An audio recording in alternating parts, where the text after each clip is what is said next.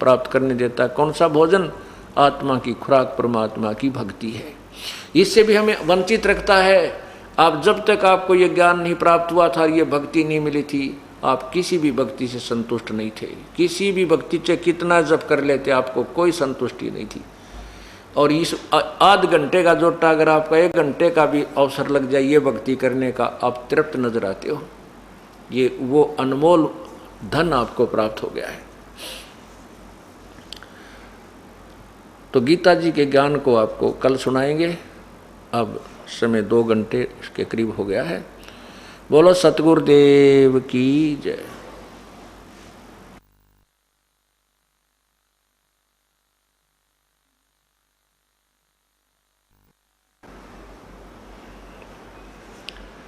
परमपिता परमात्मा सर्व सृष्टि रचनहार कबीर बंदी छोड़ जी की असीम कृपा से ये 5 दिवसीय समागम चल रहा है। ऐसे शुभ काम उस पूर्ण प्रभु की अपनी रजा से ही हुआ करते हैं। और ऐसे शुभ समागम में बहुत ही पुण्य आत्मा, बहुत ही अच्छे संस्कार वाली आत्माएं पहुंच पाती हैं। कहते हैं सकल पदार्थ हैं जगमाही और भाग्य बिना नर पावत नाही।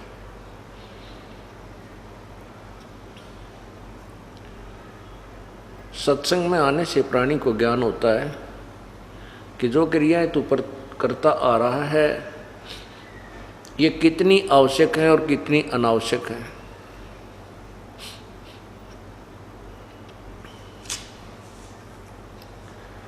और सत्संग के वचनों को सुनकर ये प्राणी फिर अपना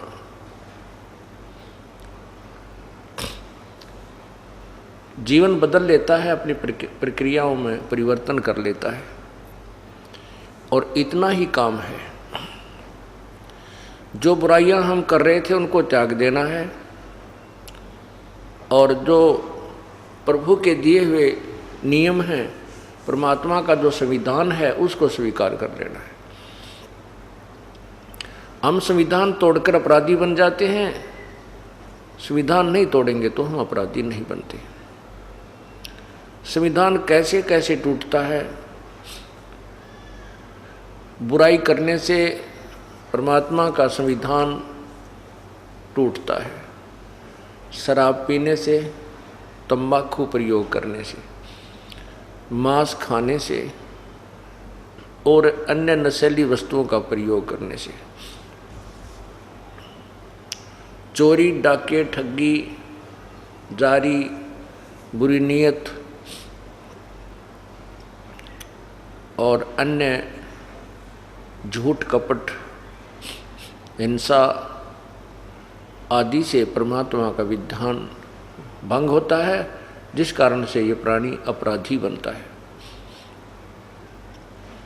फिर आध्यात्मिक मार्ग के अंदर संतों का एक विधान प्रभु का ही दिया हुआ अन्य है, जिसमें है कि शास्त्र अनुकूल साधनाएं करना, शास्त्र विधि को त्याग कर मनमानी पूजा करना भी अपराध है। शास्त्रों में जो लिखा है कि पूर्ण परमात्मा ही भक्ति योग्य है, उसी की साधना से जीव का कल्याण संभव है, उसको त्याग कर अन्य जो पूजाएं करते हैं वो मूर्ख लोग हैं।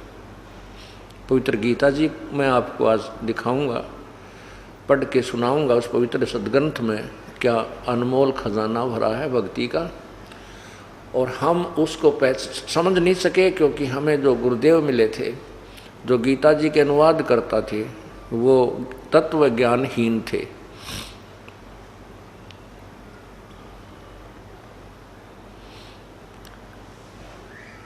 फिर जब आप सत्संग में आते हो, गुरुदेव से उपदेश प्राप्त कर लेते हो, एक और विधान है, उसकी कुछ धाराएं और हैं उसी संविधान की।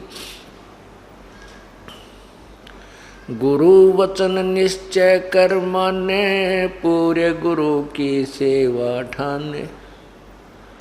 गुरु वचन, गुरुदेव का जो आदेश है उसको अवश्य माने।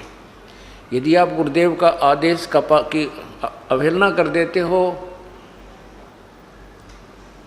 तो आप फिर दोषी बन जाते हो।